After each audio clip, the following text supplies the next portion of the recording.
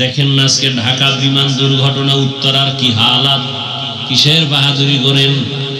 ছোট ছোট বাচ্চাগুলো কোচিং করতেছিল, কই মা কই সন্তান, কান্না, কেউ লাশের অস্তিত্বই পায় না, কেউ চেহারাও চিনে না। যারা আজকে বিমানের এই কবলে পড়ে জমিন থেকে চলে গেল, আল্লাহ তাদেরকে শাহাদাতের মর্যাদা দান করে। তার মা, আহাল পরিবারে যারা, সবাইকে আল্লাহ ধৈর্য ধারণকারী হিসেবে কবুল করে। আল্লাহ তাদেরকে উত্তম নিয়ামত দান করেন। আয় আল্লাহ, ঢাকার শহরে বিমান দুর্ঘটনায় যারা দুনিয়া থেকে নিঃশেষ হয়ে গেল, আয় আল্লাহ তাদেরকে শাহাদাতের মর্যাদা দান করেন, জান্নাতের উঁচু মাকাম দান করেন। তার মা বাবা, হাল পরিবারে যারা আছে সবাইকে সাবিরিনদের অন্তর্ভুক্ত করে দেন। পরিবারে এই সন্তানগুলো যারা হারাইলো, এর বিনিময়ে উত্তম নিয়ামত দান করেন। আয় আল্লাহ সবাইকে উত্তম নিয়ামত দান করেন, উত্তম নিয়ামত দান করেন। সমস্ত জগতের জন্য নবী রহমত, নবী পুরাটাই রহমত। কেমন যেন জগৎ সমূহকে আল্লাহ রহমতের চাদর দিয়ে আবৃত করে দিলেন। কুদরতি আর প্র্যাকটিক্যাল রহমতের চাদর আমার রাসূল।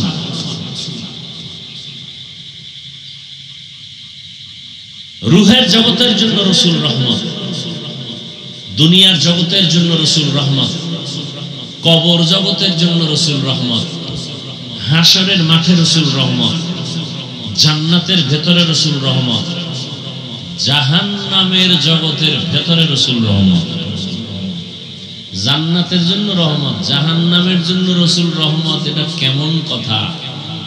বুঝার জন্য সময় দিতে হবে, সময় লাগবে, যদিও আজ পারবো না। আমি শুধু এক জগতের জন্য 10-15 মিনিট কথা বলবো, শুধু দুনিয়ার জগতে, তাও এক সাইড নিয়ে। শুধু দুনিয়ার জগতের জন্য রাসূল কি রহমত?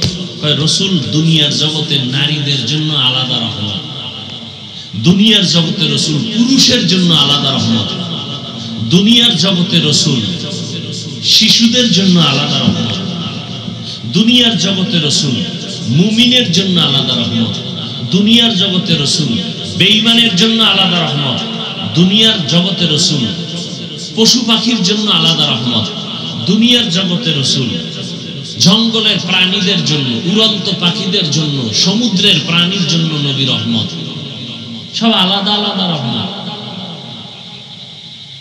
বৃদ্ধ বৃদ্ধা এর জন্য নবী রহমত।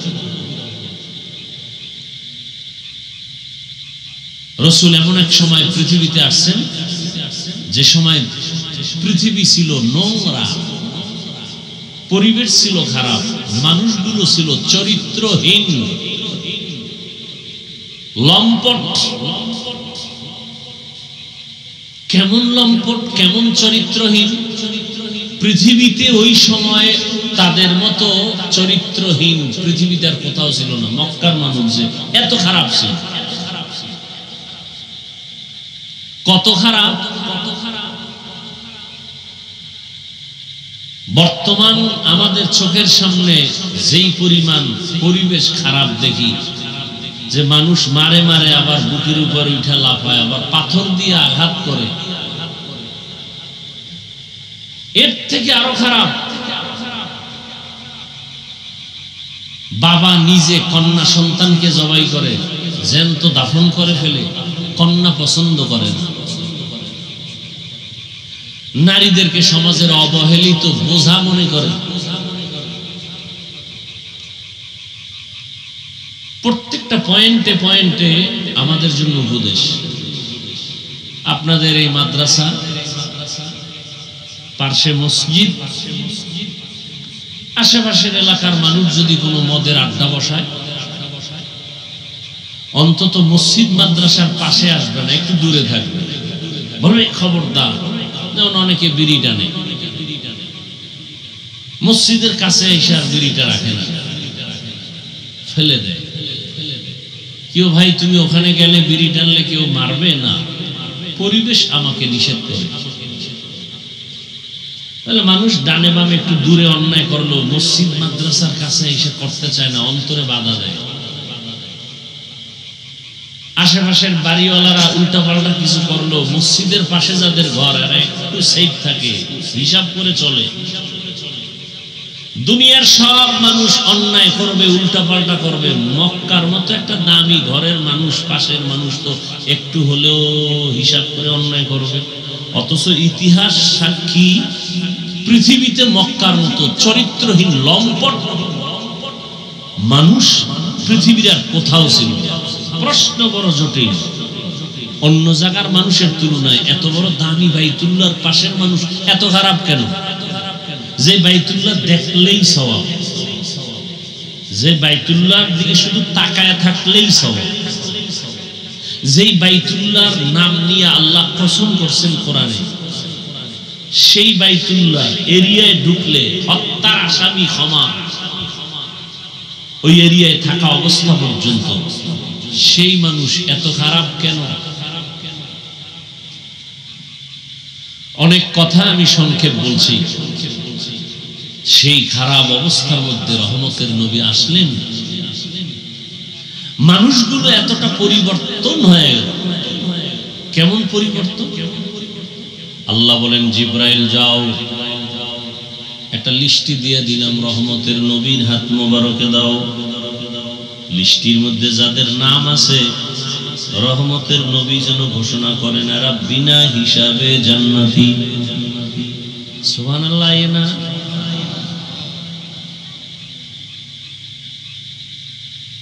যেই মানুষগুলো এত খারাপ ছিল, আল্লাহ তাদেরকে দুনিয়াতে জিন্দা অবস্থায় জান্নাতের টিকিট পাঠিয়ে দিয়েছেন। কতজন?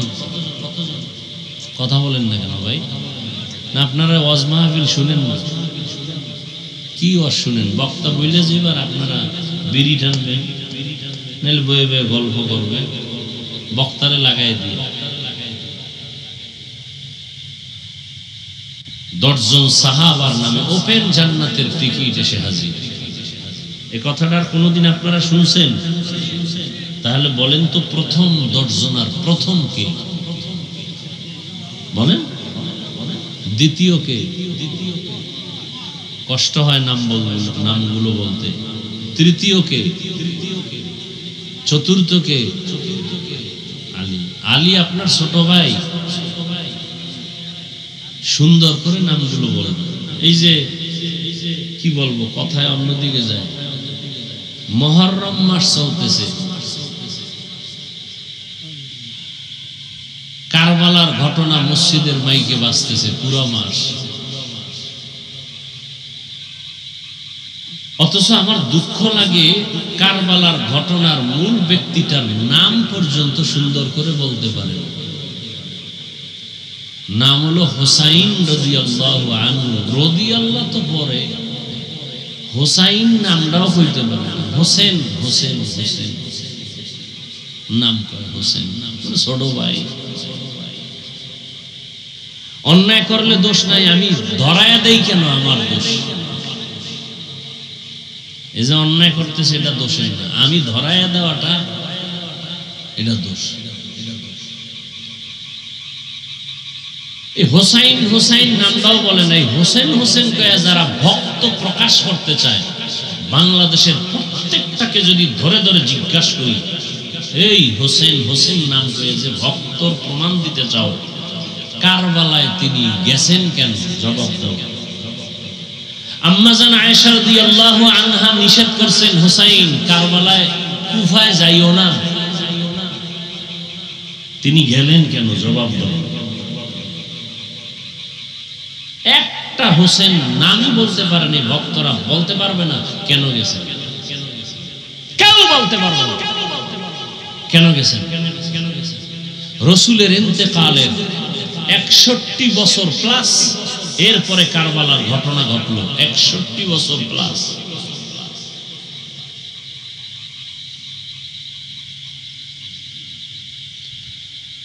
হোসাইন রাদিয়াল্লাহু তাআলা আনহুর বড় ভাইয়ের নাম কি বলেন?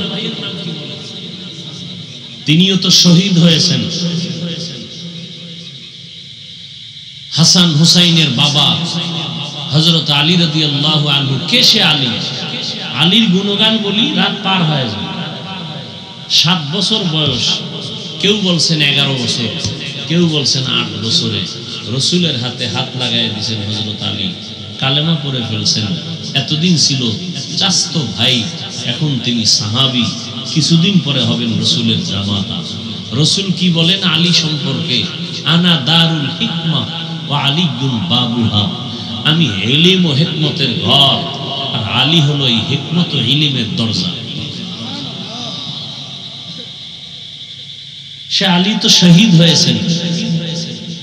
এর আগের খলিফা জান্নাতি সাহাবী উসমান রাদিয়াল্লাহু আনহু শহীদ হয়েছেন। এর আগের খলিফা ওমরে ফারুক রাদিয়াল্লাহু আনহু এই মুহররমের 1 তারিখ শহীদ হয়েছেন। প্রশ্ন যদি করা শুরু করি, একজনও জবাব দিতে পারবে না। হোসাইন নিষেধ করার পরে কুফায় গেলেন কেন? হোসাইন বললেন আমি সেখানে যাব, কারণ জমিন আল্লাহ, আসমান আল্লাহ, জমিনের মানুষ গোলামি করবে আল্লাহ। কুফার মানুষ ইয়াজিদের গোলাম হতে চলছে, মানুষ মানুষের গোলামি করতে পারে না। আমি সেখানে গিয়া ওই মানুষের গোলামির জিনজির শিকলকে ছিঁড়ে কুফার মানুষকে আল্লাহর গোলামে পরিণত করার জন্য যাব। গেলেন, যুদ্ধ চলছে, সন্তান একটা শহীদ, নামাজের টাইম হয়ে গেছে। হোসাইন রাদিয়াল্লাহু আনহু যুদ্ধ চলাকালীন নামাজ ছাড়েননি। এই হোসাইনের ভক্ত যারা, নামাজ কই তোমার? দাড়ি কই? টুপি কই? পাগড়ি কই? পৃথিবীতে হোসাইন রাদিয়াল্লাহু আনহুর ভক্ত, পৃথিবীতে শ্রেষ্ঠ ভক্ত আমরা টুপিওয়ালা দাড়িওয়ালা। আর যারা হোসাইনের নাম ব্যবহার করে, নামাজ নাই, দাড়ি নাই, টুপি নাই, এরা শুধু মুখে বলে ভক্ত, অন্তরে এদের মোহাব্বত নাই। শুরুতেই কিন্তু আজকে ভালোবাসার কিছু কথা বলছি, অন্তরের ভালোবাসা। যুদ্ধ চলাকালীন নামাজ ছাড়েনি। রসুল বলেন মুমিন আর বেঈমানের ব্যবধান নামাজ। বেঈমান নামাজ পড়ে না, মুমিন যারা নামাজ ছাড়ে না।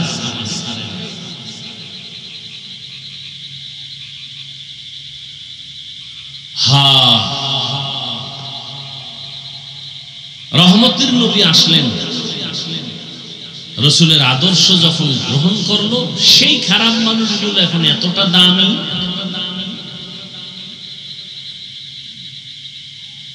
যে আল্লাহ ডাইরেক্ট তাদের নামে জান্নাতের টিকিট পাঠিয়ে দিলেন। 10 জনের নাম ওপেন। কিন্তু এরপরে এরা সুসংবাদ পাইয়া তাদের হালাত কেমন হয়েছে? আপনারা যদি পিসাব কয় তুমি জান্নাতি, আপনি কইবেন তো বিড়ি আরো ডবল দে। পিসাব যেহেতু জান্নাতি হয়েছে, আর এত ইবাদতের দরকার নেই। ওদিকে সাহাবাদের উপরে যখন সংবাদ এসে গেল, কান্নায় ভেঙে পড়লেন। আবু বকরের ইতিহাস মৃত্যু পর্যন্ত কান্না, আল্লাহর আদালতে কি নিয়ে যাব। ওমরের ইতিহাস মৃত্যু পর্যন্ত কান্না, আল্লাহর আদালতে কি নিয়ে যাব। ঈদের দিন রোজা, সবাই আনন্দ করে, ওমর দরজা আটকায় কাঁদতেছে। আবু হুরায়রা প্রশ্ন করলেন খলিফাতুল মুসলিমিন, আনন্দ বাদ দিয়া কাঁদেন কেন? আনন্দ তো ওই ব্যক্তি করবে যার টেনশন নেই। কথা আপনার কিসের টেনশন? বলে রোজা রাখছি কবুল হইল কিনা টেনশন, তারাবির নামাজ পড়ছি কবুল হইল কিনা টেনশন, জান্নাতের টিকিট না রেডি কিসের টেনশন? যে আল্লাহ টিকিট দিয়েছেন, সে আল্লাহ যদি রাগ করে টিকিট ক্যান্সেল করেন, উপায় কি?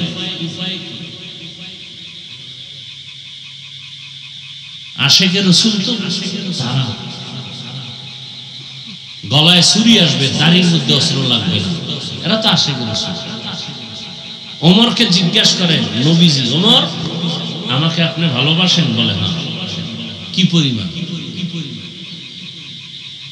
কি পরিমাণ ভালোবাসতে হবে?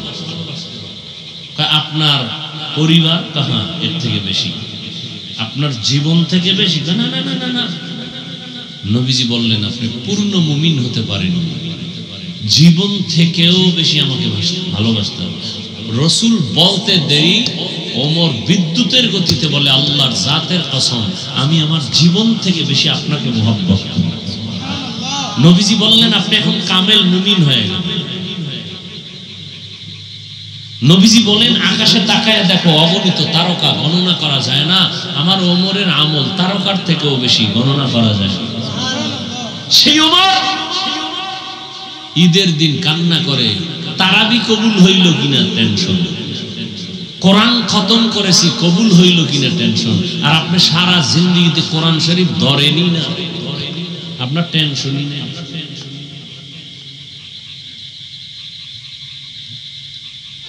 বড় আফসোস, এ কথাগুলো কে বলবে? বলারও মানুষ নাই, শোনার মানুষ নাই, ভুল ধরার মানুষ আছে, লোকমা দেওয়ার মানুষ আছে। ওয়ামা আরসালনাকা ইল্লা রাহমাতাল লিল আলামিন, রহমতের নবী আসছেন, জমিন পবিত্র হয়ে গেল। মক্কার মানুষ এখন এমন দামি, আল্লাহ নিজে ওমরের কথার উপর একমত হইয়া কোরআনে আয়াত নাজিল করলেন। একটা উদাহরণ, নবীজি, আবু বকর, ওমর, ওসমান, আলী সবাই সহ বাইতুল্লাহ তাওয়াফ করতেছেন। যারা হজে গেছেন, না গেলেও শুনে রাখেন, না গেলেও দিলে তামান্না চিনি যাওয়া।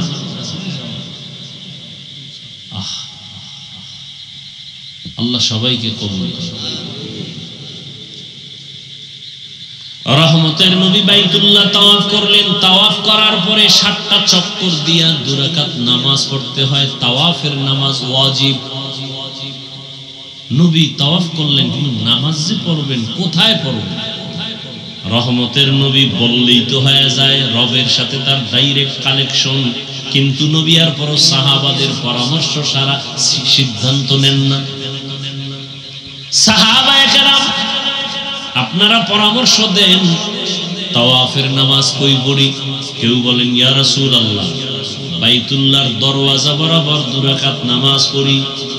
আর একজন সাহাবী বলেন, জমজম কূপের নিচে 2 রাকাত নামাজ পড়ি। আর একজন বললেন, হাতিমে কাবার কাছে পড়ি।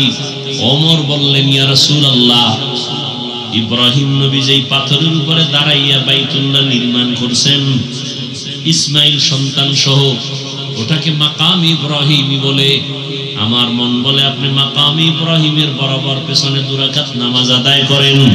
পরামর্শ শেষ। নবী এখন বললেই তো হয়, আমার সিদ্ধান্ত এটা। নবী বলেন না, চুপ করে বসে আছেন। আসমান থেকে ফয়সালা আসবে। হঠাৎ করে জিব্রাইল আসছেন। জিব্রাইল এসে সালাম দিয়া কয়, ইয়া রাসূলুল্লাহ, আল্লাহ সালাম দিয়া সুসংবাদ দিছেন, ওমরে যেটা বলছেন আল্লাহ তা মেনে নিয়েছেন, আপনাকেও মানতে বলেছেন। সুবহানাল্লাহ বলবেন না? সেই ওমর ঈদের দিন কান্না করে, আল্লাহর কাছে কি নিয়ে যাও? একটু চিন্তা করেন, জান্নাতের টিকিট রেডি। তাদের যদি এই হালাত হয়, আপনার আমার নামাজ নাই, রোজা নাই, তেলাওয়াত নাই, জিকির নাই, সুন্নত নাই, দরুদ শরীফ নাই, কি নিয়ে যাবেন আল্লাহর কাছে? আফসোসও নাই। এই বয়ানের পরই রাস্তায় বেরিয়ে গেছে। ফজর পরে নাই, আশেকে রাসূল। জহুর পরে নাই, আশেকে রাসূল। মাগরিব পরে নাই, এশা পরে নাই, আশেকে রাসূল। ঘরে গিয়া জেনা করবে, জেনা। মোবাইল হাতে নিয়ে সারা রাত চোখের জেনা, জবানের জেনা, কানের জেনা, হাতের জেনা। মোবাইলে শুধু জেনা চলবে, সারা রাত ঘরে ঘরে, রুমে রুমে জেনা। রাগ করতেছেন? আরে মেয়ে, আমরা এই কথাগুলো আপনাদের না শুনাইলে শোনাবে না তো কেউ। দেখেন না আজকে ঢাকা বিমান দুর্ঘটনা, উত্তরার কি হালাত। কিসের বাহাদুরি করেন? এই উপরের দিকে দেখেন, আবার আহেনে পরে নিয়ে একটু ভাবেন তো 1 মিনিট। বিমান কই, স্কুল কই? ওরা জীবনে কোনোদিন স্বপ্নে কল্পনা করছে এই দুর্ঘটনা? ছোট ছোট বাচ্চাগুলো কোচিং করতেছিল। কই মা কই সন্তান কান্না, কেউ লাশের অস্তিত্বই পায় না, কেউ চেহারাও চিনে না। আমি উত্তরা জুমা পাড়াই আমার প্রিয় একজন বন্ধু, আমি একটু আগে খোঁজ নিলাম, মা আসছে, মনে হয় আপনারা দেখছেন মিডিয়ায়, মা আসছে বাচ্চা নিতে, মা মেরে গেছে, বাচ্চা বেঁচে আছে। কিসের বাহাদুরি করেন? বাসা পর্যন্ত যাওয়ার গ্যারান্টি নেই, আগামীকাল সকালবেলা ঘুম থেকে উঠবেন গ্যারান্টি আছে? কিসের বাহাদুরি করেন? এক তো কবরে গিয়া জুতার বাড়ি, ভালো কিছু নিয়ে যাইতে পারলেন না। মানুষ যে আপনার জন্য একটু প্রশংসা করবে, এরকম একটা ভালো ছেলেও তো রেখে যাইতে পারলেন না। এমন একটা ছেলে রেখে যাইতেছেন, নিজেও অন্যায় করে আরো এলাকার আরো 10টাকে অন্যায়কারী বানায়। চরিত্র এত খারাপ, মুরব্বীর চোখে চোখ দিয়ে কথা বলে, আলেমের সামনে বেয়াদবিমূলক কথা বলে। একটা ভালো ভদ্র ছেলে তো রেখে যেতে পারলেন না। আল্লাহর কাছে কি নিয়ে যাবেন আর এই মানুষের কাছে কি রেখে গেলেন? না ওই পারে শান্তি, না এই পারে শান্তি।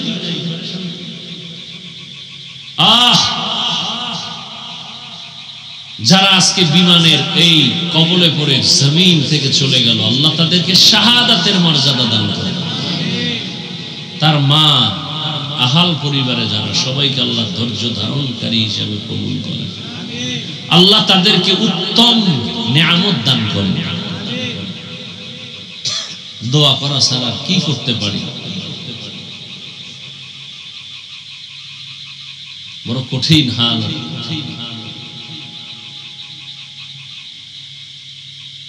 রহমতের নবী আসছেন, নবী দুনিয়ার জগতের জন্য রহমত। এমন 63 বছরের হায়াতের মাত্র 23 বছরের প্রেসক্রিপশন। কারণ রসুল 40 বছর পর্যন্ত কোনোদিন কালেমার কথা বলেন নাই, রোজার কথা বলেন নাই, তেলাওয়াতের কথা বলেন নাই, জিকিরের কথা বলেন নাই, দান সৎকার কথা বলেন নাই। নবী 40 বছরে কোনো আওয়াজ নেই, সবার সাথে ভালোবাসা তৈরি করে। নবীরে দেয় গালি, নবী দেয় হাসি। নবীর বড় বড় দুশমনরা নবীর ব্যবহারে মুগ্ধ। 40-এর পরে আল্লাহর বিধান চলে আসলো, দাওয়াত শুরু হয়ে গেল। এমন এক প্রেসক্রিপশন আল্লাহ তৈরি করে দিলেন, এমন এক প্রেসক্রিপশন, কিয়ামত পর্যন্ত যারা এই প্রেসক্রিপশন ফলো করে চলবে। নবী চ্যালেঞ্জ দিয়ে গেছেন, আমি চলে গেলাম, 2 জিনিস রেখে গেলাম, চ্যালেঞ্জ দিয়ে গেলাম, যদি ধরিয়া রাখো ঈমানও যাবে না, সম্মানও যাবে না। 2 জিনিস রেখে গেলাম, আল্লাহর কোরআন আর আমি রসুলের আদর্শ সুন্নাত।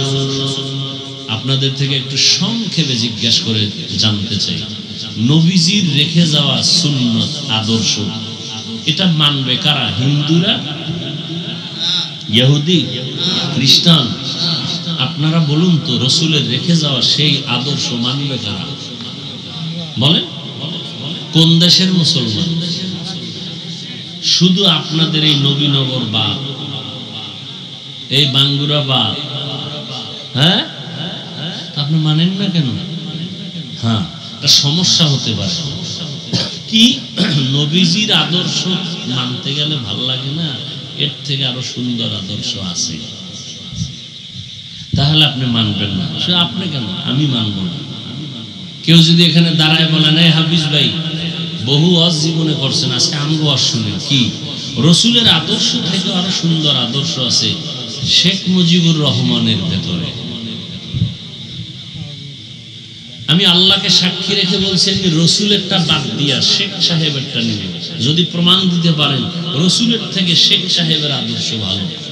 কেউ যদি বলেন, হাফিজ ভাই জিয়াউর রহমান সাহেবেরটা আরো ভালো রসুলের থেকে, আমি রসুলেরটা বাদ দিয়া তারটা নিব, বলার মতো বুকে শক্তি আছে?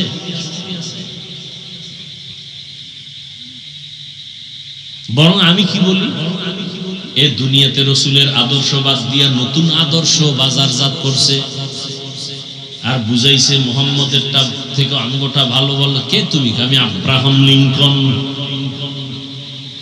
আর একজন দাঁড়ায় বলে আমি প্লেটো, আর একজন বলে আমি মাও সেতুন, আর একজন বলে আমি কার্ল মার্কস, আর একজন বলে আমি লেনিন। আমার আদর্শ গ্রহণ করো। সবাই কিছু না কিছু গ্রহণ করতে গিয়ে দেখে আরো গজবটাই নিয়ে আসছে। গণতন্ত্র গণতন্ত্র করতে করতে এখন গণতন্ত্রই ফাঁসির মঞ্চে ঝুলতেছে। গণতন্ত্র শুদ্ধা। এক কথায় আমি জবাব দিই, সারা বাংলাদেশের মধ্যে এক কথায় জবাব, দুনিয়ার সবার আদর্শ নাপাক, একমাত্র মদিনাওয়ালা রসুলের আদর্শই হলো পাক। এক কথায় জবাব, দুনিয়ার সব নাপাক। কেন? যাদের আদর্শ স্লোগান দাও ওরা নিজেরাই নাপাক। এই মিয়া, এই যে কেমনে বুঝে, এই যে বোতলটা আছে না, পানির বোতল, এটা আমি যদি একটা পাইপের মধ্যে দেই, পাইপের গোড়ায় যদি একটা জগ বা পাত্র রাখি, এখন ওই পাইপের মধ্যে যদি ময়লা থাকে, আমার এই স্বচ্ছ পানিটা ওখানে গিয়ে যাইয়া পাত্রের মধ্যে ভালো করবে না? ময়লা ময়লা কি আমার বোতলের ভিতরে না মাঝখানের পাইপের মধ্যে? বড় কঠিন। আব্রাহাম লিঙ্কনের আদর্শ নাপাক কেন? ওর দিমাগ নাপাক। মাও সেতুনের আদর্শ নাপাক কেন? ওর দিমাগ নাপাক। দিমাগ নাপাক কেন? খায় নাপাক। দেখেন না, কিছু যত, আমি মাঝে মাঝে বলি আমগো দেশে যত বড় ভিআইপি তত বড় মদখোর। কি তিন বেলা খাইয়ে ওর মদ পান করতে হবে, না হয় চান্দি গরম হবে না। চান্দি গরম না হইলে বউরে মা কইতে পারে না।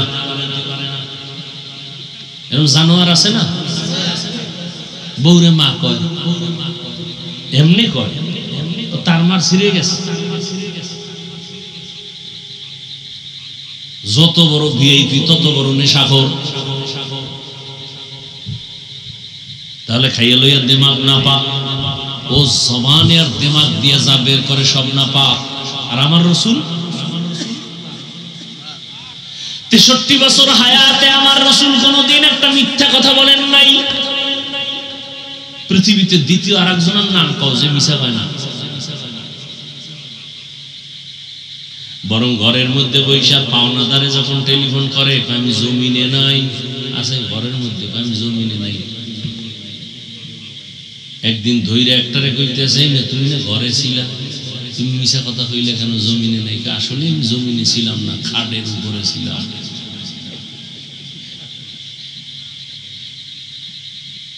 রহমতের নবী জীবনে একটা মিথ্যা কথা বলেন নাই, কোনদিন ভুলেও কাউকে একটা গালি দেন নাই।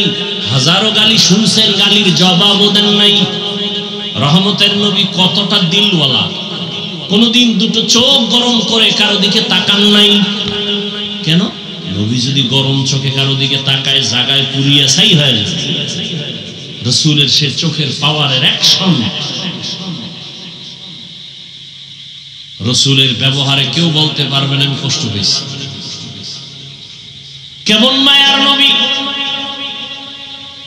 যে রসুলের শরীর মোবারকের ঘাম থেকে মিশকের ঘ্রাণ। কেমন রহমতের নবী আমার, যেখানে কদম দেন ওই জায়গা থেকে দীর্ঘ বছর শুধু ঘ্রাণ আর ঘ্রাণ।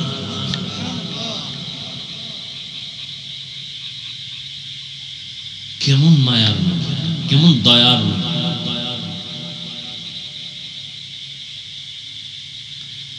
নবীজি বলছেন, আমি চ্যালেঞ্জ দিয়ে গেলাম, দুইটা জিনিস যদি ধৈর্য রাখতে পারো, ঈমানও যাবে না, সম্মানও যাবে না। ১৫০০ বছর পর একটু নজর ঘুরাইয়া দেখেন তো, মহামারী করোনা, স্কুল বন্ধ, কলেজ বন্ধ, চাকরি বন্ধ, ফ্যাক্টরি বন্ধ, দোকান বন্ধ, গাড়ি বন্ধ, করোনা আর করোনা, বাবার করোনা, ছেলে কাছে যায় না, শিক্ষিত কুলাঙ্গারের বাচ্চা মাস্ক লাগাইছে ৩টা, ট্রিপল মাস্ক লাগায় বসে আছে, বাবার কাছে যায় না, করোনা মরণের ভয়। সেই সময় ওই করোনার লাশগুলো আমার দেশের টুপিওয়ালা ওলামায়ে কেরাম নিজেরা কাঁধে নিছেন, গোসল করাইছেন, কাফন পরাইছেন, জানাজা পড়াইয়া ওলামায়ে কেরাম তাদেরকে কবরে রাখছেন। একজন টুপিওয়ালাও করোনায় মরে নাই। ভুলে যায় না ইতিহাস। এজন্যই তো আমি চ্যালেঞ্জ দিয়া বলি, এই জাতির চিরন্তন নিঃস্বার্থ বন্ধু ওলামায়ে কেরাম ছাড়া আর কেউ নাই। ওলামায়ে কেরাম ছাড়া সব চান্দাবাজার ধান্দাবাজ। একমাত্র নিঃস্বার্থ এ জাতির বন্ধু ওলামায়ে কেরাম।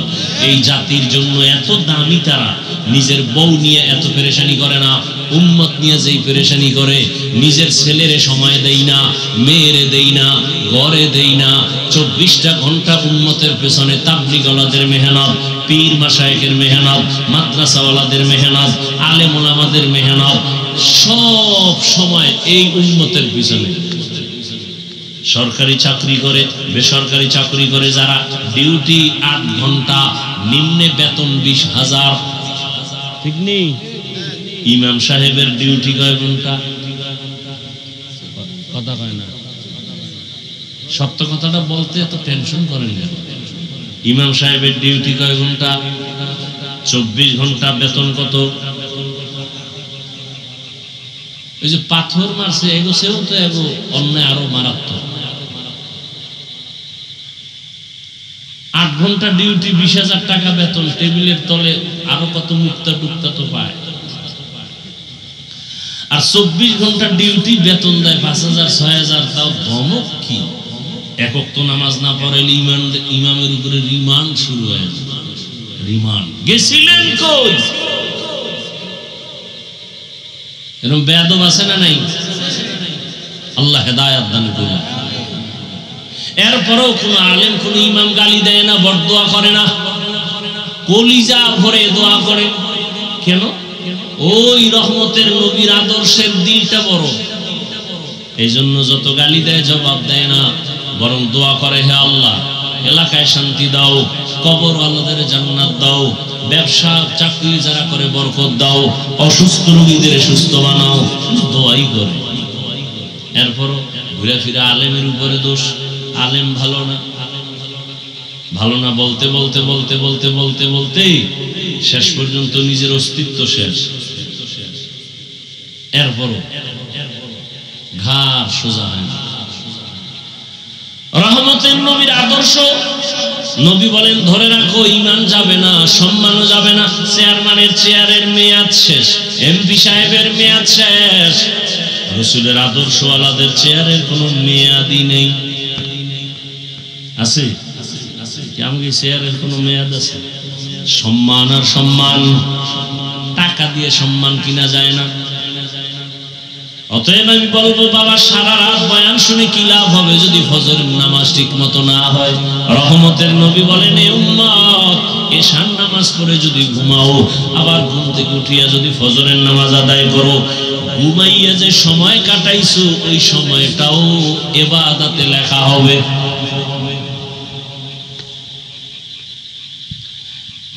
এই যে আমি এতক্ষণ আপনাদের একটু কথা শুনেছি, কষ্ট হয়, এরপরেও একবারও কিন্তু বলি না আমি যে পাঁচকল্লিওয়ালা মৌলবী, আপনারাও আমার মতো পাঁচকল্লি লাগাবেন, না হয় আপনার জাহান্নাম। বলছি আমি কওমি মাদ্রাসার সন্তান, আপনারাও কওমি মাদ্রাসায় যাবেন।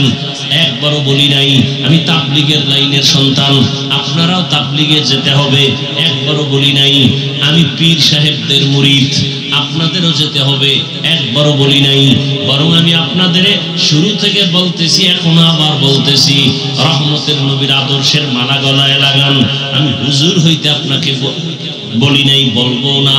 আমি আপনাকে বড় পাগড়িওয়ালা বানাইবার জন্য আসি নাই, আমি আপনার কলবটাকে পরিচ্ছন্ন রাখার জন্য, আমার রসুলের আদর্শের মালা গলায় লাগাবার জন্য বারবার অনুরোধ করতেছি, এখনো করি। বলবেন হাফিজ ভাই কেমনে সম্ভব? আপনার মতো যুবক জীবনে মাদ্রাসায় পড়ে নাই, স্কুলে কলেজে পড়িয়াও 5 ওয়াক্ত নামাজ পড়ে, সত্যটা বলেন না, আছে না নাই? আপনার কপালে অভিশাপ লাগছে কার? আপনি পারেন না কেন? সোজা ওয়াজ, কোনো পেশ নাই। আপনার মতো যুবক যদি জেনারেল লাইনে থাকিয়া রাস্তায় গাড়ি চালায়, নামাজ পড়ে, জবাব দেন আপনার কপাল খারাপ কেন? আপনি পারেন না কেন? আপনার মতো যুবক নদীর মধ্যে মাছ ধরে নামাজ পড়ে, আপনি পারেন না কেন? আপনার মতো যুবক র্যাব, আর্মি, পুলিশ, বিডিআর এর চাকরি করে, 5 ওয়াক্ত নামাজ আদায় করে, বলেন আপনি পারেন না কেন? আপনার কপালে তো খারাপ কেন? আপনার উপরে কারো না কারো বড় বরদোয়া লাগছে, না হয় আপনি এত খারাপ হইতে পারেন না। আপনার মতো কত সন্তান জেনারেল লাইনে রাস্তায় চলে, শ্রমিকের কাজ করে, জমিনে কৃষি কাজ করে, গামছা বিছাইয়া নামাজ আদায় করে। বলেন আপনি পারেন না কেন? আপনার কপাল কেন এত খারাপ? সহজ কথা, হুজুর টুজুর আর দরকার নেই। আমার এই কথাগুলোর জবাব দেন। আমিও মুসলমান, আপনিও মুসলমান। আপনার আল্লাহ আমার আল্লাহ এক, আপনার আমার নবী এক, কোরআন এক, কাবা এক, ধর্ম এক, কালেমা এক। দুনিয়াতে আসছি সিস্টেম এক, বিদায় বেলা কাফনের সংখ্যা এক, কালারও এক, কবরের সাইজও এক, কবরের প্রশ্ন তিনটা তাও এক। অথচ আপনি কেমন ভিআইপি? আমি টুপি খুলতে চাই না লজ্জা, আর আপনি টুপি দিতে চান না লজ্জা। আপনি কত ভিআইপি মুসলমান। আমি দাড়ি কাটতে চাই না লজ্জা পাই, আর আপনি কেমন ভিআইপি মুসলমান যে দাড়ি রাখতে চান না লজ্জা পান। আপনাকে দাড়ির জন্য কত বয়ান দিতে হয়, এরপরও রাখতে চান না। নামাজের জন্য কত বয়ান দিতে হয়, নামাজ পড়তে চান না। তাহলে আপনি কোন লাইনের মুসলমান, আমি কোন লাইনের মুসলমান? আসলে কি আমি ভুলে আছি নাকি আপনারা ভুলে আছেন? হিসাবটা তাড়াতাড়ি মিলায় নেন। আগামীকাল এই টাইমে বেঁচে থাকার গ্যারান্টি নাই। আরে মনের শখ মিটায় গুনাহ তো কম করেন নাই। মনে চাইছে, শখ লাগছে পার্কে যাবেন, মনে শখ লাগছে মাইয়া নিয়ে আড্ডা দিবেন, দিছেন। মনে শখ লাগছে নামাজে যাবেন না, যান নাই। মনে শখ লাগছে দাড়ি কাটবো, কেটে ফেলেছেন। আর কত শখ, এখনো কি শখ মিটে নাই? আর কত বছর দাড়ি কাটলে শখ মিটবে? আর কত বছর মাইয়ার চরিত্র নষ্ট করলে শখ মিটবে? আর কত বছর পার্কে পার্কে গুন্ডামি করলে মনের ঝাল মিটবে? এরপরে তওবা করবেন। হায়াতের বাকি কত বলেন? ও পর্দার আড়ালের মা বোনেরা, আপনার মতো কত মা কত বোন এই অঞ্চলে আছে, এখনো ৫ ওয়াক্ত নামাজ পড়ে, স্বামীর মাল হেফাজত করে, মোবাইলে সময় নষ্ট করে না, নাই? বাকি আম্মা জানেরা বলেন আপনারা কেন পারেন না? কপাল কেন এত খারাপ? আল্লাহর আদালতে কি নিয়ে যাবেন? রহমতের নবী উম্মতি উম্মতি করে জীবন কাটাইলেন, কিয়ামতের ময়দানে উম্মতের জন্য কান্না করবেন। আর সে উম্মতের অন্তরে কোনো দরদি নাই। ও যুবক বাবা, মনের জাল মিটায় তো গুনাহ কম করলেন না। বাবার কাছে গিয়ে একটা টাকা দাও, মোবাইল কিনবো, দেয় না, বাবারে মেরে ফেলায়। মায়ের কাছে টাকা চায়, না দিলে মায়ের উপরে গালি, কত ঝগড়া, কত বেয়াদবি। রসুলের আদর্শ ছাড়া জমিনে শান্তি আসবে না, যতই চালাকি করে। ইসলাম ছাড়া জমিনে শান্তি আসবে না। শিয়ালের হাতে মুরগি আমানত দিয়া আমানত থাকে না, শিয়ালে সব ধ্বংস করে। দুর্নীতিবাজ, চান্দাবাজ আর ধান্দাবাজ যারা, চরিত্রহীনের কাছে যদি মাদ্রাসা মসজিদের চাবি নেন, জাতির ভাগ্য নির্ণয়ের চাবি দিয়ে দেন, জীবনে জাতির কপাল খুলবে না, জীবনে খুলবে না, অশান্তি বাড়তেই থাকবে। আহা, একটা কুকুর আর একটা কুকুরের এই পরিমাণ আক্রমণ করে না, একটা মানুষ হইয়া কেমনে মানুষের এভাবে মারে? রসুলের আদর্শ যদি থাকতো এমনটা হওয়ার কোনো সুযোগ ছিল না। রসুলের আদর্শ কত সুন্দর। এই কোরবানির সময় যে গরু জবাই দাও, নবীজির আদর্শ কত সফট। তুমি একটা গরুর সামনে আরেকটা গরু জবাই দিও না, কারণ আরেকটা দেখলে কষ্ট পাবে। একটা পশুর কষ্ট রসুল নিষেধ করছে, আর সেই মানুষ পশুর থেকেও খারাপ হয়ে গেছে। বড় আফসোস রে বাবা, বালিশে মাথা লাগায় একটু চিন্তা করিও, যখন বাতিটা নিবায়া দাও, নিজের রুমের দরজা আটকায়া দাও, তখন রুমের মধ্যে তুমি ছাড়া কেউ নাই, অন্ধকারে তোমার হাতে মোবাইল। তুমি মোবাইল দেখা দেখা কত জেনা করো, চোখের জেনা, জবানের জেনা, অন্তরের জেনা, হাতের জেনা। তুমি যখন মোবাইলটা ছাইরা ঘুমে যাও, তোমার অন্তরে কি ভয় লাগে না যে ঘুমের মধ্যে যদি আজরাইল আসিয়া পড়ে উপায় কি হবে? ও আমার যুবক বাবারা, তোমার মতো কত যুবক স্কুলে দেখো, ঢাকা কলেজে যাও, মাথায় পাগড়ি, বড় দাড়ি, কলেজে ক্লাস করে, মনে হয় যেন বড় মসজিদের খতিব। ও বাবা, তুমি কোন মসজিদে নামাজ পড়াও? আমি আরবি জানি না। এই হালাত কেন? বলে একজন আলেমের দোয়া, একজন আল্লাহর ওলির দোয়া পাইছি, মা বাবায় দোয়া দিছে, এখন আমি এই অবস্থায় কলেজে ক্লাস করি। কলেজের মধ্যে ছেলে মেয়ে নায়িকা আছে, শিক্ষক শিক্ষিকা আছে, কিছু বলে না? না বলে না। শিক্ষকেরাও দোয়া করে, শিক্ষিকারাও দোয়া করে। ক্লাসের ছেলেরা মাঝে মাঝে কয় চল বন্ধু একটু আড্ডাখানায় যাব, চল অমুক জায়গায় ঘুরে আসবো। আমি তখন ইস্তেগফার করি, আরে ওরা তো কত গুনাহ করবে, আমি কেমনে করব? আল্লাহর কুদরত, ইস্তেগফার পড়তে না পড়তে দেখি আমার ক্লাসের মেয়েরা ওরা আমাদের পক্ষ হইয়া জবাব দিয়া কয় ওরা একটু আল্লাহর পথে আছে, ওদের সাইরা দে, ওদের নিয়ে টানাটানি করিস না। তখন আর ওরা আমাদের নিয়ে বাড়াবাড়ি করে না। আমরা আমাদের পথে এভাবে চলি। আমরা কলেজে ক্লাস করি, পাগড়ি খোলা লাগে না। আমরা ঢাকা কলেজে ক্লাস করি, আমাদের দাড়ি কাটা লাগে না।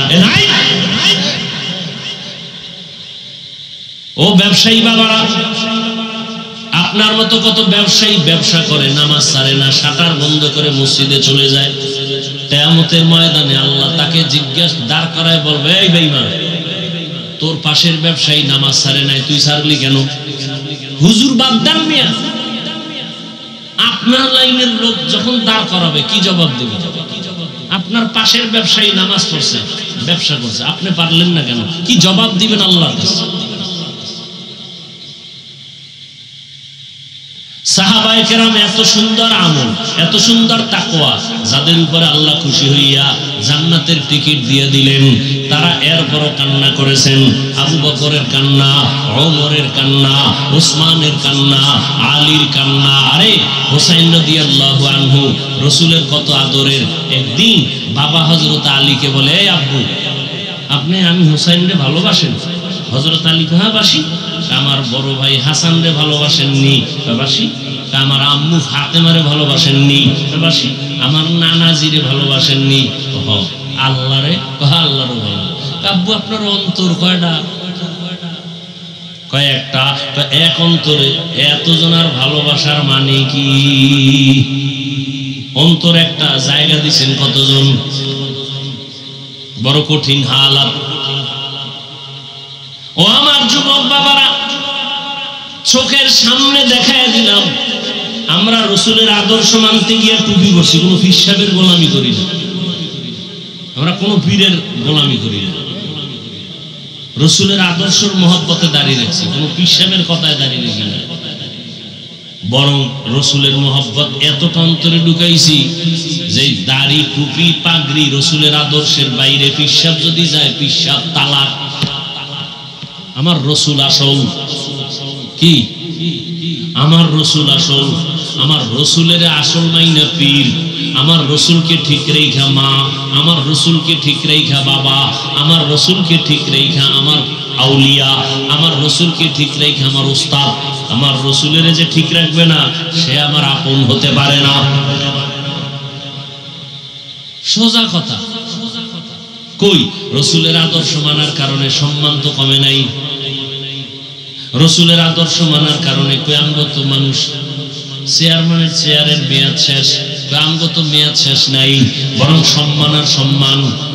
করোনার সময় সব বন্ধ, কোরআনের একটা ফ্যাক্টরিও বন্ধ হয় নাই, মাদ্রাসাও বন্ধ হয় নাই, মসজিদ বন্ধ হয় নাই, না খাইয়া কোনো হুজুরেরাও মরে নাই। বরং কই কোটিপতিরা, ব্যাংকে টাকার অভাব নাই, কপাল খারাপ, নিজেও খাইতে পারলা না, বউও খাইতে পারে না, মাইয়া বলারাও খাইতে পারে না, এর সে রিক্সা চালাইয়া মর। এই টাকার মাস্তানি করে লাভ কি? 10 তলা বিল্ডিং কইরা জঙ্গলে জঙ্গলে ঘুরতেছে, কেমন সাংকফা। ওই বিল্ডিং এ গিয়ে আরামে ঘুমাইতে পারবে না। এর সে খেরের ঘরে ডাল ভর্তা দিয়ে খাইয়া ঘুমানো অনেক শান্তি। দুনিয়া দুনিয়া কি পাইলা বাবা? যারা দুনিয়া দুনিয়া করে এরা দুনিয়াও পায় না, আখিরাতও পাইল না, সব শেষ। এখনো সময় আছে। আল্লাহ কয় আমি তো দরজা বন্ধ করি নাই। ওয়া ইযা সাআলাকা ইবাদি আন্নী ফাইন্নী করিব উজিবু দাওয়াতাদ দাঈ ইযা দাআন ফালইস্তাজিবু লি ওয়াল ইউমিনু বি লাআল্লাহুম ইয়ারশুদুন। ও বান্দা তুই আমারে কোথায় তালাশ করো? আরে তুই তালাশ করো ফজরের সময়, যোহরের সময়, আসরের সময়, মাগরিবের সময়, এশার সময়, কিন্তু আমি মাওলা তালাশ করি এমন এক টাইম যে সময় আসমান নীরব, জমিন নীরব, গাছের পাখি ঘুমায়, নদীর মাছ ঘুমায়, ঘরের সবাই ঘুমায় যায়। ওই সময় আমি আল্লাহ আমার মুহাব্বতের বান্দাকে তওবার দরজা দিয়ে ডাকি, আলা মিন মুস্তাগফিরিন ফাগফির আলা, আলা মিন মুস্তারজিকিন ফারজুকা। এ গুনাহগারেরা, 50 বছর লাগায় গুনাহ করেছো, বিশাল এক পাহাড় বানাইছো, গুনাহের পাহাড়, হাতের গুনাহ, জবানের গুনাহ, অন্তরের গুনাহ, কানের গুনাহ, চোখের গুনাহ। আল্লাহ বলে বান্দা তুই যদি ভোর রাত্রে ওযু বানাইয়া মুহাব্বতের নজরে একটা ডাক দাও, আল্লাহুম্মা গফিরলি যুনুবি, আমি 50 বছরের গুনাহ তোর এক ডাকে মাফ করে দিই। আমি কতটা মায়া লইয়া বসে আছি। সন্তান যখন চোখের পানি ছাড়িয়া মাকে বলে আম্মু আর অন্যায় করব না, মা তখন বলে তোরে মাফ করে দিলাম। সন্তানের কান্নায় যদি মা বাবার অন্তরে মায়া বাড়ে, আমার মাওলার কুদরতি অন্তরে কেন বান্দার প্রতি মায়া বাড়বে না? এক আল্লাহর বান্দা জীবন ভর শুধু গুনাহ গুনাহ করিয়া জীবনটা নষ্ট করে ফেলেছে। জীবনের শেষ ভাগে আইসা চিন্তায় পড়ে গেল, আরে এলাকার সবাই তোমার পেছনে খারাপ বলে, আমি মরিয়া গেলে তো গেলাম, কিন্তু আমার সন্তানের উপর অভিশাপ আসবে। এলাকার মানুষ আমার সন্তানরে ভালো জানবে না, আমার স্ত্রীকে ভালো জানবে না, না এই অভিশাপ নিয়ে কবরে যাব না। চিন্তা কইরা ঘুমের বিছানার থেকে ঘুম আসে না। হঠাৎ মন খারাপ হয়ে গেল, ফজরের আজান হয়ে গেল। মসজিদে গিয়া ইমাম সাহেবকে বলি, ইমাম সাহেব আমি বড় খারাপ মানুষ, আপনারা জানেন সবাই, এখন আমার ভালো হওয়ার চিন্তা, আমি জীবনে কত মানুষের কল্লা ফালায় দিলাম, মায়ের কোল খালি করলাম, এখন এই অভিশাপ নিয়ে কবরে যেতে চাই না। মানুষ আমার সন্তানরে খারাপ বলবে, আমার আত্মীয় স্বজনকে খারাপ বলবে আমার কারণে। এবার ইমাম সাহেব বলে আপনাকে পরামর্শ দিলাম, গভীর রাতে সব দরজা যখন বন্ধ, রহমতের দরজা খোলা, আপনি একটু আল্লাহর কাছে তওবার নিয়তে কান্না করবেন। আল্লাহর বান্দা পরামর্শ পাইয়া রাতের বেলা ঘরে চলে গেল, ঘুমায় না, ওযু বানাইয়া ঘরের অন্ধকার রুমের ভিতরে ভোর রাত্রে কান্না শুরু করেছে, ও আল্লাহ তুমি আমারে মাফ করে দাও, তোমার দেওয়া সূর্যের আলো আমি ভোগ করেছি কিন্তু তোমার শুকর আদায় করি নাই, তোমার দেওয়া বাতাস ভোগ করেছি তোমার শুকর আদায় করি নাই, তোমার দেওয়া নদীর মাছ খাইছি শুকর আদায় করি নাই, তোমার দেওয়া জমিনের ফসল খেয়েছি তোমার শুকর আদায় করি নাই। আজকে অনেক অনুতপ্ত হয়ে আসছি, আর গুনাহ করব না, হাতের গুনাহ করব না, জবানের গুনাহ করব না। আল্লাহর বান্দা এমন কান্না শুরু করেছে, গায়েবী একটা আওয়াজ আসতেছে, গায়েবী এক আওয়াজ, এই বান্দা কান্না করিস না, তোর নাম জাহান্নামীদের খাতায় লেখা, তুই কান্না করে লাভ নাই। আওয়াজটা কেমন যেন ঘরের সবাই শুনছে। বিবি এক সময় ডাক দিয়া কয়, ও স্বামী তুমি আওয়াজ শুনো নাই? তোমার নাম জাহান্নামীদের খাতায়, কান্না করে লাভ কি?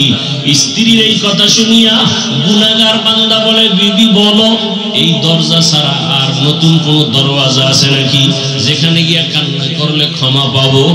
স্ত্রী বলে, না আর কোন দরওয়াজা নাই। আল্লাহর বান্দা বলে, বিবি আমার এই দরজা ছাড়া যদি আর কোন দরওয়াজা না থাকে, আমার কাজ হলো কান্না করা। জীবনে তো গুনাহ কম করি নাই, আড্ডা কম দেই নাই, এখন শুধু কান্নাই করে যাব। জাহান্নামের খাতায় নাম লেখা থাকলে থাক, কান্না বন্ধ করব না। এই বলিয়া যখন আবার কান্না শুরু করেছে, কিছুক্ষণ কান্নার পরে আবার একটা আওয়াজ আসছে, ও বান্দা কান্না বন্ধ কর, তোর জীবনের সব গুনাহ মাফ করা হয়ে গেছে, তোর নামটা জান্নাতীদের খাতায় লেখা। আল্লাহর বান্দা কেমন যেন আরো কান্না বাড়ায় দিছে। বিবি ডাক দিয়া কয়, স্বামী তোমার নাম তো জান্নাতি খাতায় উঠে গেছে, আর কান্না করে লাভ কি? এবার আল্লাহর বান্দা বলে, বিবি আমি এতক্ষণ কান্না করছিলাম জাহান্নামের গরম আগুনের ভয়, আর এখন কান্না করতেছি, এতক্ষণ কান্নার পরে আমার বুঝ হয়ে গেছে, আরে আমার মাওলার কাছে কান্না বড় প্রিয় সম্পদ। এই জন্য আমি মাওলার মোহাব্বত আর আরো যেন বেড়ে যায়। এই মহব্বতে এখন কান্না করি। এতক্ষণ জাহান্নামের আযাবের ভয়ে কান্না করেছি, এখন আল্লাহর মহব্বতের জন্য কান্না করি। যত কানবো তত মহব্বত বাড়বে। বাচ্চা মা মা কয়ে যত কান্না করে, প্রথমে বাচ্চা আম্মু কয়ে ডাকে, মা সাড়া দেয় না, শুনে তারপরও ডাকের সাড়া দেয় না। কেন? বাচ্চা যত বারবার ডাকবে তত মায়ের অন্তরে মায়া বাড়বে। বাচ্চা যত কান্নার আওয়াজ বাড়াবে মায়ের অন্তরে তত মায়া বাড়বে। মা চায় বাচ্চা বেশি বেশি কাঁদুক, আমারে ডাকুক। আমি যদি এক ডাকে সাড়া দেই তো পারি, কিন্তু বাচ্চা তো আর ডাকবে না। মা সন্তানের মা ডাকে বড় মজা পায়, এই জন্য বারবার ডাক শুনতে চায়। ওই বান্দা বান্দির থেকে 99 গুণ মায়া আমার আল্লাহর বেশি। আমার আল্লাহ চায় বান্দা তুই বারবার আমাকে আল্লাহ বলিয়া ডাক দিবি। আমি এজন্য বারবার চাই তুই ডাক দে। মাঝে মাঝে তুই কাঁদো না, ডাকো না, আমি মুসিবত দেই। রে বান্দা, মুসিবতে পড়লে তো আমাকে ডাকবি। আমার তো ছেলে নাই যে আমাকে আব্বা বলে ডাকবে, আমার তো মেয়ে নাই যে আমাকে বাবা বলে সম্বোধন করবে, আমার তো স্ত্রী নাই আমাকে স্বামী বলে সম্বোধন করবে।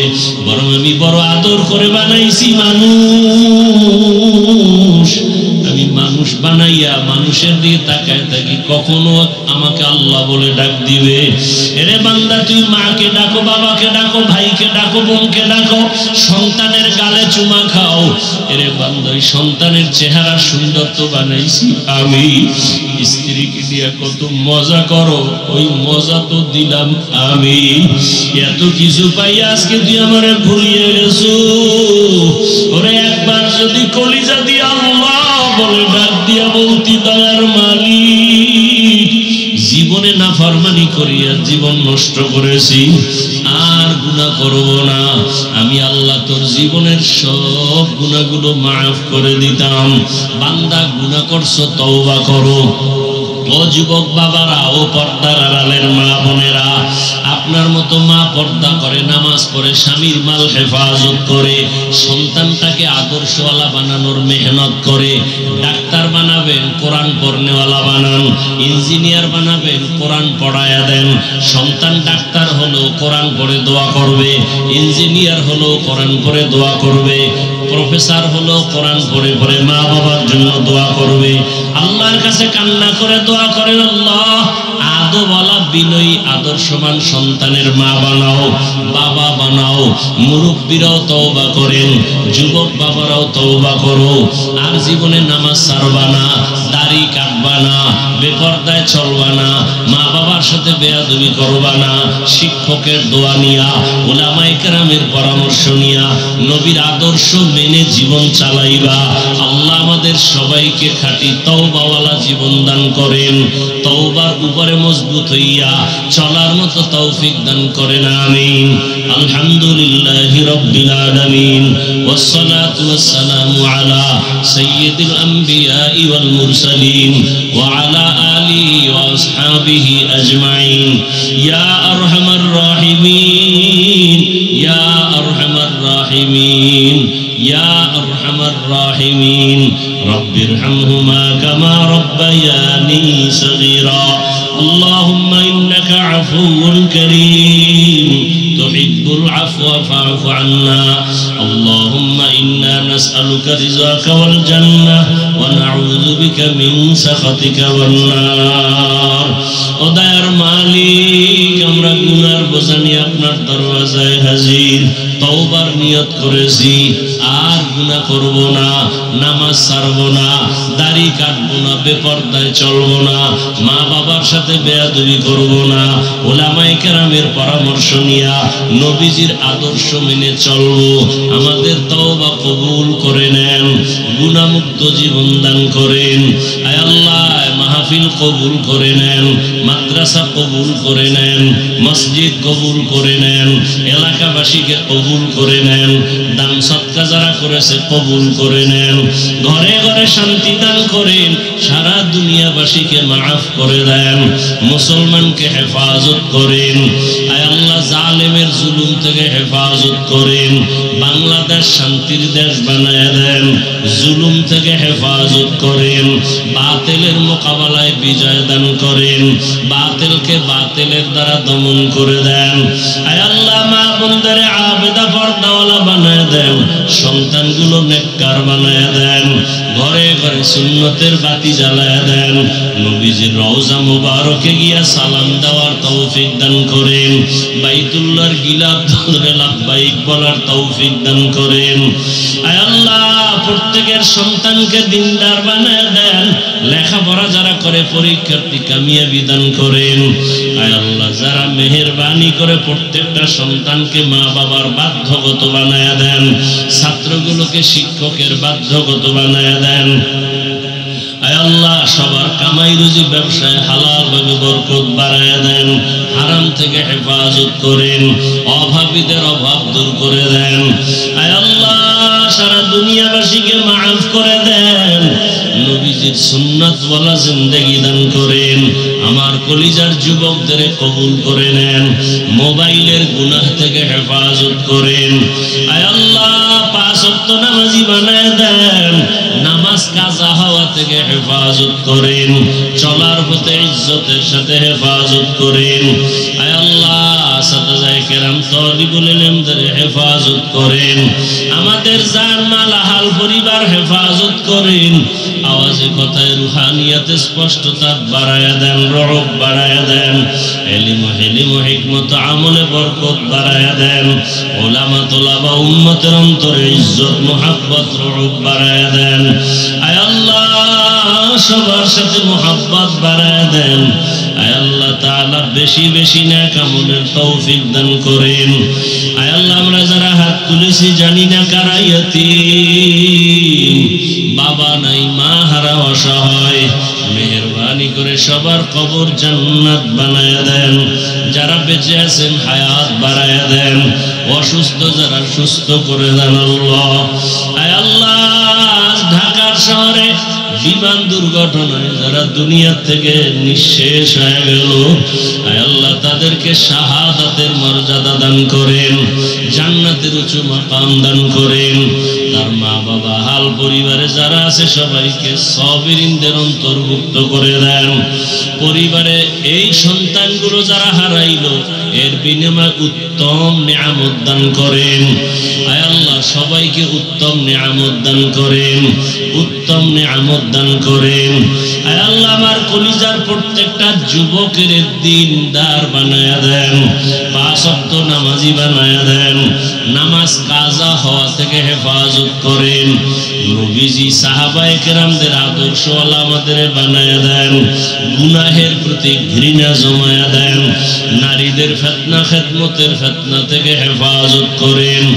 আয় আল্লাহ, আমাদের হায়াতে বরকত বাড়ায় দেন, আম্বিয়ায়ে কেরাম, সাহাবায়ে কেরাম, শুহাদায়ে কেরাম, আউলিয়ায়ে কেরাম, আসাতিজায়ে কেরামদের মাকাম জান্নাতে উঁচু বানায়া দেন। আয় আল্লাহ, চলার পথে ইজ্জতের সাথে হেফাজত করেন। আয় আল্লাহ, দিলের নেক আশা পুরায়া দেন, অভাব দূর করে দেন আল্লাহ, পরমুখাপেক্ষী থেকে হেফাজত করেন।